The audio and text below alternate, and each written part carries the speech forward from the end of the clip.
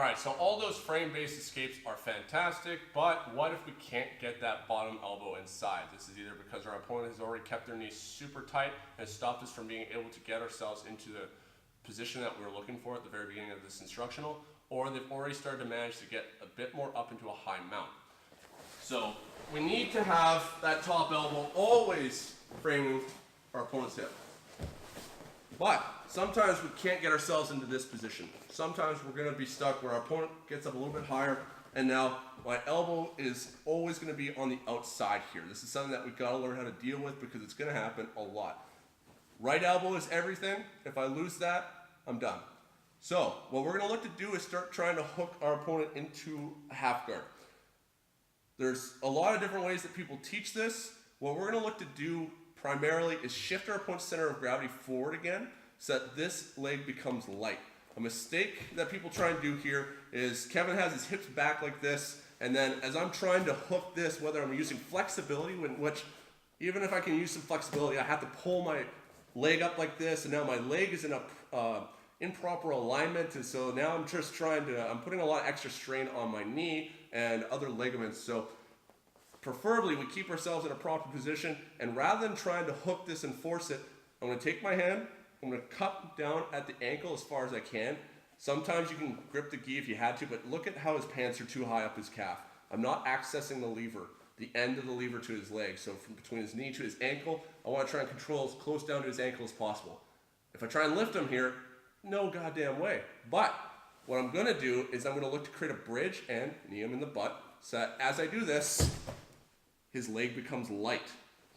I do that by shifting his center of gravity into his hands while I'm lifting his leg. I can't lift it here. I bridge and I knock him forward. Now from here in this motion before I recede back, now look at this. Now look how I don't twist my knee at all. It can stay in the strong leg press alignment and curl into his heel. This knee comes up as close to his knee as possible, so that I'm going to be able to create a fulcrum, a pivot point at his knee to try and lift the knee up like this. I'm keeping this elbow nice and tight to his leg still. If I leave it out like this, he's going to underhook me. And now I'm stuck in just a really bad half guard, and he's basically at 3/4 mount.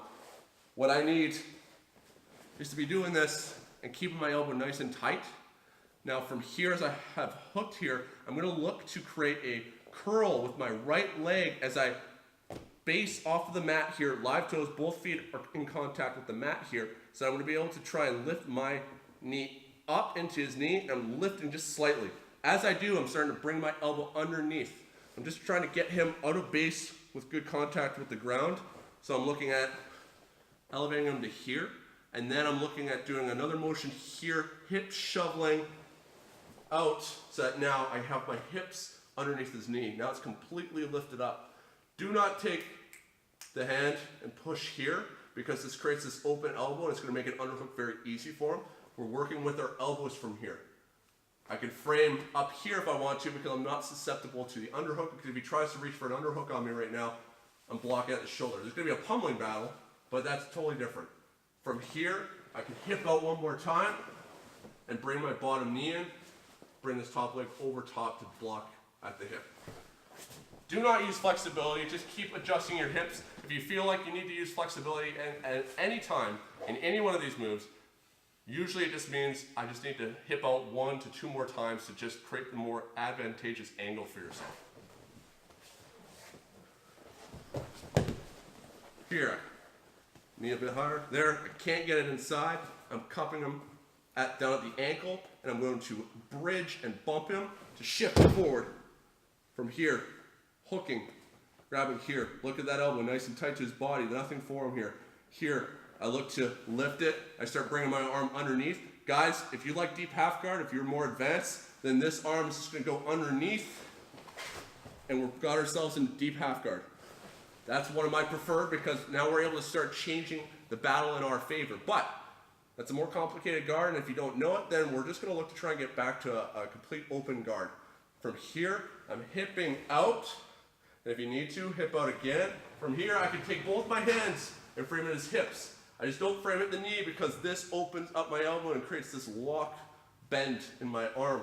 But if I can frame it as hip, Here, if he tries to get any kind of control on me, very difficult for him to. And I get myself right back to a complete open guard. One more time, just on this side. Here, bump him, hook, lift.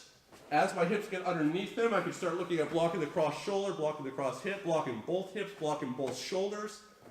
And now I'm going to look to bring my knee inside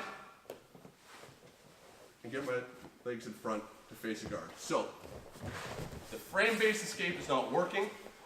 We look to access a lever-based escape by shifting his leg forward and starting to get him into a half guard. Nothing wrong with just bringing the heel over and getting his leg if you're able to, but you're going to deal with high-level opponents or larger opponents in which that's not going to be enough. And if your opponent looks to defend the position by changing the angle of the lever, so if I'm here and he knows that I'm trying to hook this and elevate him, he might try and hide this by opening his knee up and tucking his leg in, so it's very hard for me to get.